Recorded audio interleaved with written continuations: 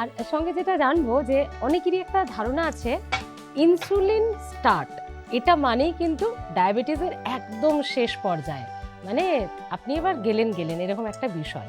এটা কি সত্যি, মানে ইনসুলিন নেওয়া মানে কি শেষ? দেখুন, প্রথমেই আপনাকে বলে দিলাম যেটা টাইপ 1, মানে যেটা বাচ্চাদের মেইনলি ধরা পড়ে, সেখানে সমস্যা কি ছিল, ইনসুলিন তৈরিই হচ্ছে না। তার মানে ওর একমাত্র ট্রিটমেন্ট তো ইনসুলিন দেওয়া, আর তো কোনো অপশন নেই আপনার কাছে। হ্যাঁ, এবং সেটা তো অনেক কম বয়স থেকেই হবে। কম বয়সে, এবং তারা দীর্ঘদিন বেঁচে থাকে। বহু মানুষ টাইপ 1 ডায়াবেটিস তাদের আক্রান্ত, এবং তারা একদম অল্প বয়স থেকে তারা ইনসুলিনই নিতে হয় তাদেরকে, এবং শেষ দিন অবধি ইনসুলিন নিতে হয়। এবং এটাতে কোনো অসুবিধা নেই, আপনার শরীরে ওই হরমোনটা তৈরি হচ্ছে না, তাই বাইরে থেকে ওই হরমোনটা দিচ্ছে, এবং তিনি দিব্যি বেঁচে আছেন।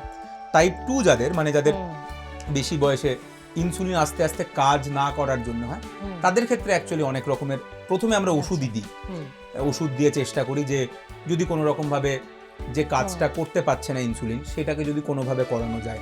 কিন্তু আলটিমেটলি যদি দেখা যায় যে ওষুধের কাজ হলো না, তাহলে ইনসুলিন দিতেই হবে।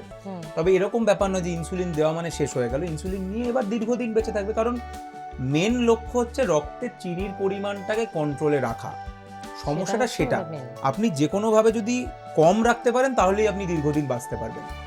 কিন্তু আপনি যদি চিনির মাত্রাটাকে কন্ট্রোলে না করতে পারেন, তাহলেই আপনার আয়ুটা কমতে থাকে। সেটা ইনসুলিনটা কোনোটা ফ্যাক্টর নয় না, ইনসুলিন দিয়ে আপনি কম রাখবেন। হ্যাঁ, একদমই তাই।